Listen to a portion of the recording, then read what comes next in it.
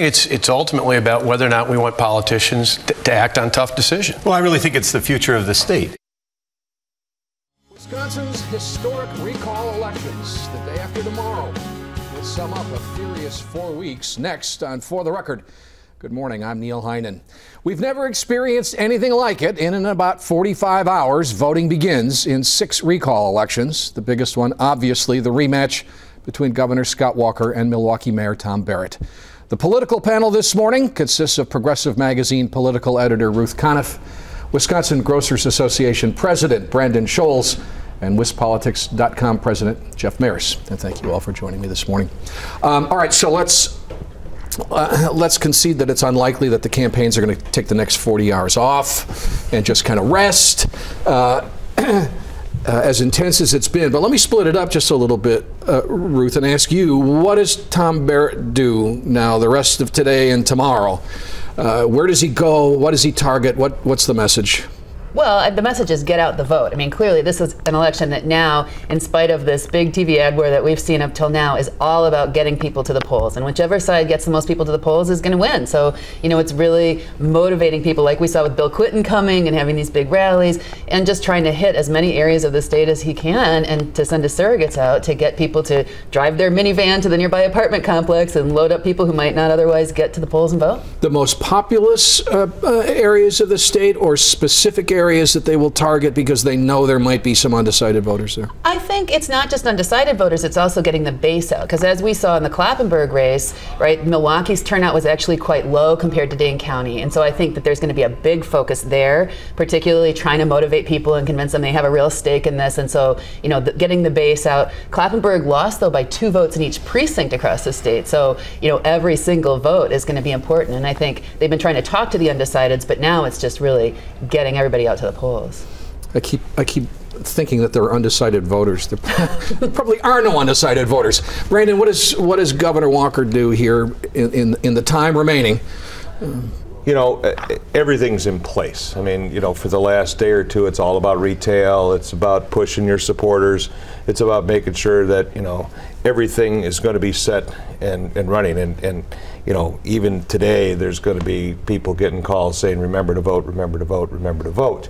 So all that's in place. The last day here or so is going to be retail. Nobody's going to, you know, be able to do anything other than what's already been done. So it's not coasting. Everybody's going to be running at a high octane level, but it's retail and making sure that everything you have in place to turn out votes is ready to go. There's been a couple of things in the last week or so that I think reporters on the Channel 3 news side have kind of interpreted as a front runner position, that, you know, Governor, that the campaign seems to be making some decisions that would indicate he feels like he's the front runner. Is that safe to say?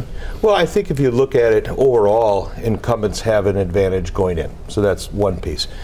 They've been able to, they have the resources to fund the infrastructure. That's another piece. They're on message and staying on message.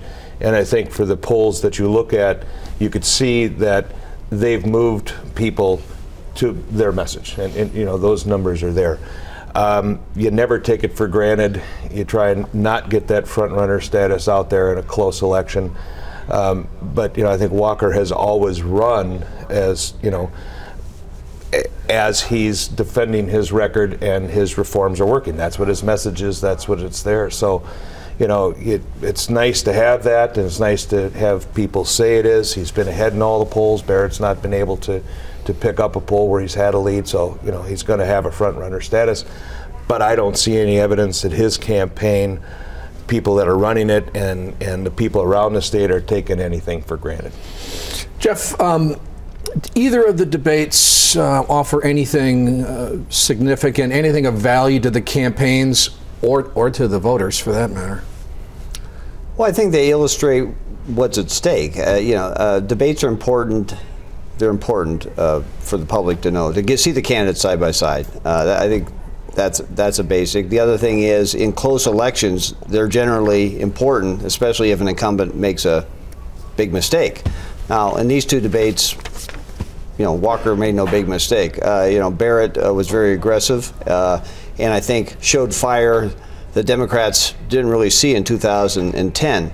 So in that sense, it may help motivate Democratic voters. But there's so few undecideds in this race. It's not the kind of thing that's going to move a lot of undecided voters because there just aren't any. But it is I think what you see between those two candidates when they're side by side is what a stark choice there is. This really is elections are choices, but this one's about as basic as you get. Because there were only 2 debates, I'd like to get both of your opinions on that. Anything you want to add there, Brandon? I think the value of the debates, as Jeff said, if you had some undecideds, they might tune in and click it, and the other folks who are going to watch it are the diehards. I think the value for the debate for either side is what they get out of it the next day and the next day, whether it's the stories or whether, as Jeff said, somebody has a gaffe that can be used, or somebody makes a statement that the next day the other side pulls out and says, you were wrong, and here's why. That's the value of, I think, debates. The expectation that you're going to get a gazillion people watching them just isn't reality. Yeah, not anymore. Not anymore. But did you see anything that stuck out for you, Ruth? Yeah, I think in both debates, Barrett had the most to gain, and he had the shortest timeline to just get on people's radar with his message. So he had a lot to gain, and Walker, frankly, had a lot to lose, which is why he only agreed to 2 instead of 4 debates. So I think that the big thing was talking about the John Doe criminal investigation, mentioning the 15 felony indictments of Walker's closest aides and associates. Every time Barrett talks about that, more people in Wisconsin learn about that, and polls show that awareness of that probe has increased dramatically, and that's been really one of the main things that Barrett got out of the debates. And then I think, as Jeff said, just how stark the difference is between the 2 candidates, and really putting that out there. The huge cuts to education, what kind of a state do we want to be, the fact that 70% of Walker's campaign contributors are out of state, just that sense of, is this Wisconsin values versus this national Tea Party politics, and what does this mean for our state, where are we going? I think that was just getting those messages out was very significant for Barrett, and I think for Walker to try to say, look, the jobs aren't as bad as they say, and kind of parry some of that stuff, though he didn't answer, especially on the John Doe. I think that he was playing defense. Well, it almost seemed like in the last week it was John Doe versus Milwaukee crime stats, and I don't know, did they balance each other out? Was that the point, Brandon? Well, certainly they do, and this last-ditch effort that the Barrett campaign is pushing on the John Doe, if you look at the Marquette Law School poll, Professor Franklin says, yeah, you got about 70% of the people are aware of it. Half thinks it's kind of goofy and hooey, and the other thinks it's serious. And then you look at the partisan tabs on it and breakdown. It's, Republicans don't put anything to it. Democrats, Barrett supporters do. Is that a gain on that message? And so far, it's not worked. Now, you push that to the end, and it's one of 6 or 7 messages over the last week that Barrett has had to roll out to try and get traction. There's no traction out of it. It's, he's continuing to beating the drum and going in, into the election day here. Has that really worked, and has that really done anything other than probably driving the base? I mean, that's pretty much what that's going to do, because it's not moving people, and it hasn't moved people. Yeah, I think that Walker exploited those crime stats in a very, very aggressive way, and I think I think there had to be some tactic behind it to try to muddy up the water on ethics issues and trustworthiness, to try to have something to parry with Barrett on in his backyard. And crime is always a big motivator for the Republican base. We're going to come back and talk more about Tuesday's recall election right after this.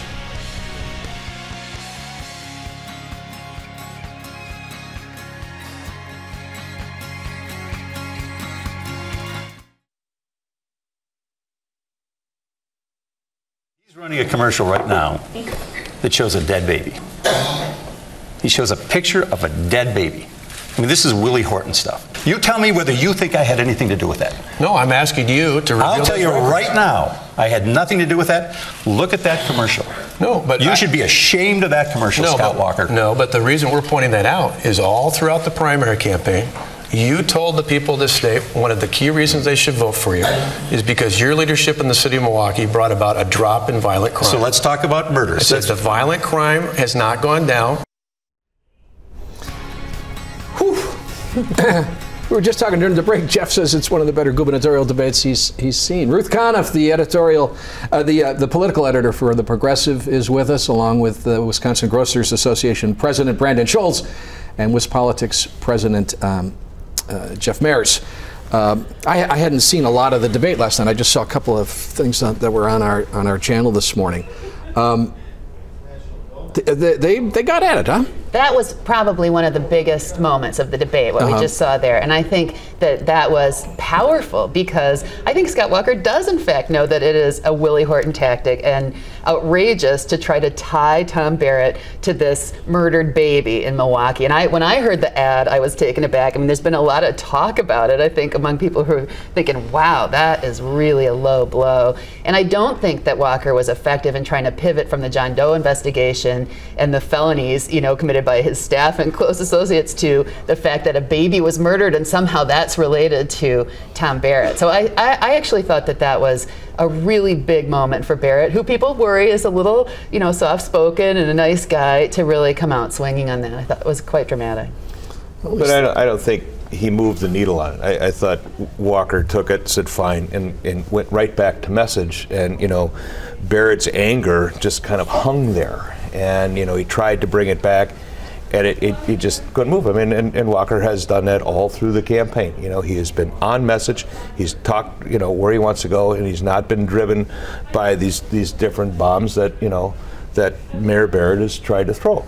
And, in the waiting moments of the campaign, sure, you expect him to get upset, but I don't think he moved the needle on Scott Walker at all. And if you watched Walker, he was very, very calm, very staid, went back to his point, and, from that point on, it was a wash out. It just wasn't there. I have to disagree there. Well, of course you will. But I thought, well, not necessarily, because I wasn't expecting that kind of fire from Tom Barrett.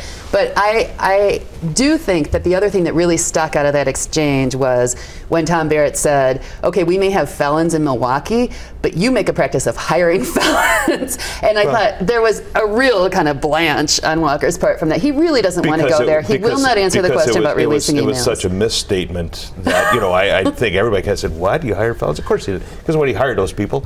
They committed the felonies on his watch. They did it after, and let's go back and find all the administrations who've had people on their watch that did some things wrong they should have.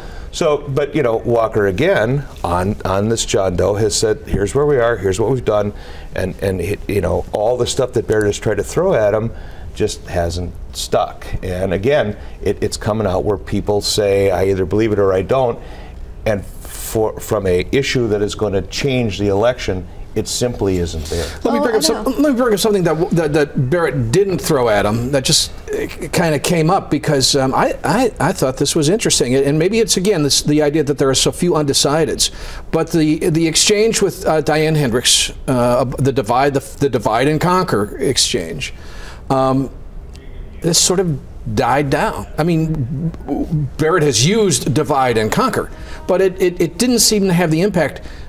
And I'm just as dispassionately as you can, governing a campaign, wouldn't that be a gaffe that would have concerned you?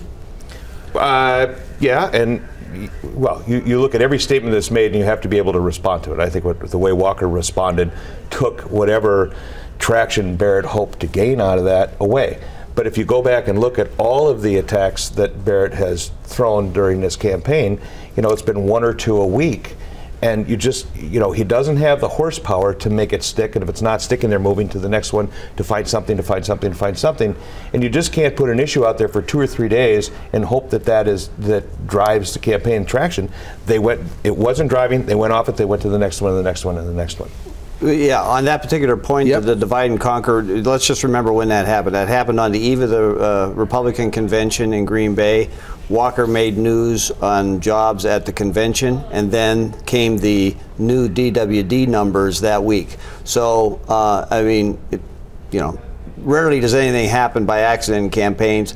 The Walker team had something to roll with, and so this distraction, which could have been a much bigger story, I think, they were able to change the conversation, change the media coverage, and I think that plus Walker and company, meaning the Republican support groups, they're dominating the Democrats on the airwaves by a 2-to-1 margin over the past month. 2-to-1. Okay, so Barrett comes out of the primary with a big victory, and he's kind of left out there naked. You know, all the support groups that would seemingly rush in, they're not there. But Walker has, you know, total domination there. Now, Ruth, maybe you see evidence that people are going to go to the polls Tuesday. Oh yeah, I mean the GAB says it's going to be with the divide and conquer kind of pushing them out. Well, there's no doubt. I mean, anybody who lives in Wisconsin knows that our state is really divided and that this is an unprecedented political year, right? I mean, we have seen a shift from what had been a pretty friendly politics to a really aggressive one. And it really, I mean, I think it really resonates with people. And it's not just a Barrett attack. I mean, this is something that all of the Democratic candidates made part of their campaigns in the primary. It's something that everybody knows, you know, with those mass rallies, with this, you know, language about dropping the bomb and dividing and conquering the state. And I think people have a sense that we have seen neighbor pitted against neighbor here, that we are looking at attacks on public school teachers as if they were a special interest group, you know, and it's really, I mean, it's an ugly politics that we're not used to here in Wisconsin. So I think that message has a lot of traction. Okay, we're going to talk about jobs quickly when we come back right after this.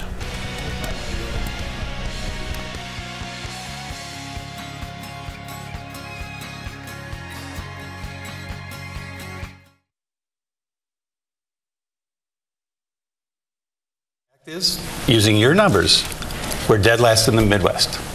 And if that's what you're proud of, if you want to be mediocre and be dead last, and these are your numbers now, so let's accept as true your numbers, they're dead last in the Midwest. I realize this undermines the whole focal point of your ads for the last 2 months, but the facts are the facts. Wisconsin gained jobs in 2012. We gained jobs in 2011.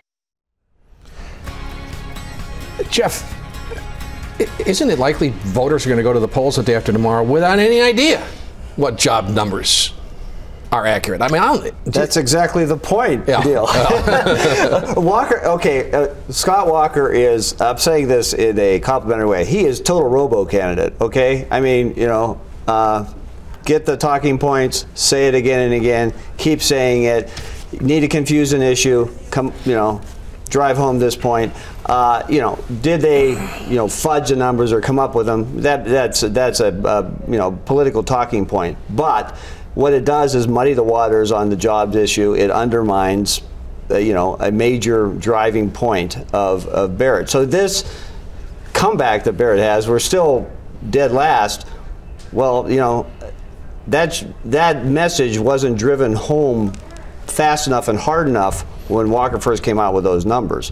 And, you know, again, they lack the resources for a, you know, to unleash a firestorm on the airwaves. So, you know, I think, again, you know, robo candidate and money is helping Walker here. Now, I mean, if you listen to what Governor Walker has said from day one, he has always been on message with what he's doing for jobs. And it's been consistent. It's not so much well robo, until he did collective bargaining, and you know that wiped out the jobs message. Yeah, but in terms of job creation, he has some numbers at work, and the mayor's trying to use a Midwestern number because he can't use a Wisconsin number.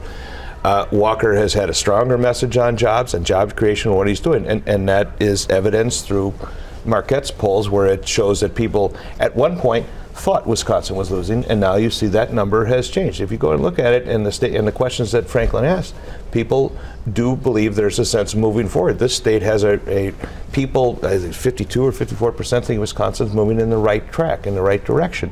So I think, you know, Walker's message has stuck, and he stayed with it. And he, you know, if it wasn't working, he would have dropped it.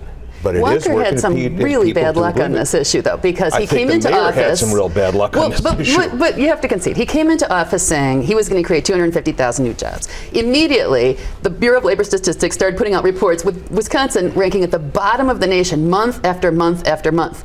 Now it seems like there might be some good news out there, but it's going to be too late. It's going to be after the recall election before Walker can get that out there. So he rushes the numbers out. The federal government will not confirm them. They'll confirm the methodology, but not the numbers, right? Yeah. So he rushes the numbers out. What do the numbers really say? They say that Wisconsin has added 23,000 jobs over a year, which is about half the rate of recovery of this sort of anemic national recovery. So Barrett is right. No one can stand to listen to this because it's sort of H&R Black, but Barrett is right. It's not great news. No other governor in the country would come out and say, I've done half what Obama did for the rest of the nation. My state is doing, but it's what he's got, and I think Jeff is right. Mostly what it does is it just kind of muddies the waters for people. But that's the reality of those jobs numbers. It's better news than 100,000 jobs that were lost prior to that.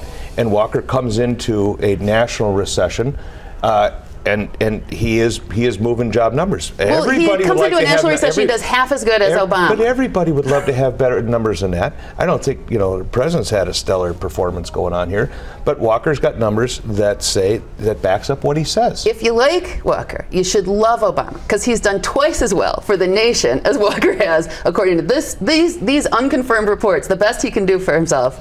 I think if you take a look at the jobs that Walker has helped create versus what the president helped create, is an entirely different story. No, that's a whole new set of statistics that we're not going to see. But could somebody just give me a real quick idea on the Senate recalls? Is there any chance of change in control in the Senate? Why not? Terry Moulton looks vulnerable. Bain Wingard looks vulnerable. Fitzgerald's a big high hill to climb, but there's a huge amount of energy behind the Lori Compass campaign. It's almost like the most exciting campaign going on right now. And Jerry Petrowski, who's running, was the author of this deregulation of sewage. I think for his district, that is a major issue. So I think there's at least one of those races. It's possible. Petrowski is fine, and Fitzgerald is fine. Probably the tightest races in Racine with Senator Van Wangard. That's always been a flip district, in every cycle going back however many years. I think the Moulton race is, Terry Moulton's probably got a little bit of an edge up there. But those races, just like the governor's race and lieutenant governor's race, are all going to be based on turnout. I think we'll be watching to see what the Barrett-Walker numbers are like in those Senate districts and who does a better job of overperforming from where they were in 2010, and I think that will help determine some of those races. But I think the Racine race is probably the closest, just because of the nature of that district. But the question is, even if Democrats do get control, will it only be temporary? Because there are November elections, and that is not for sure. They probably have to win 2 of these 4 to have a chance to hold the majority after November. You know what that means, don't you? That Wednesday morning, the next campaign begins. Never done. It's already started. All right, I'll see you Tuesday night. Be there. And Matt's coming on to join us Tuesday night, and we'll come back and wrap up For the Record right after this.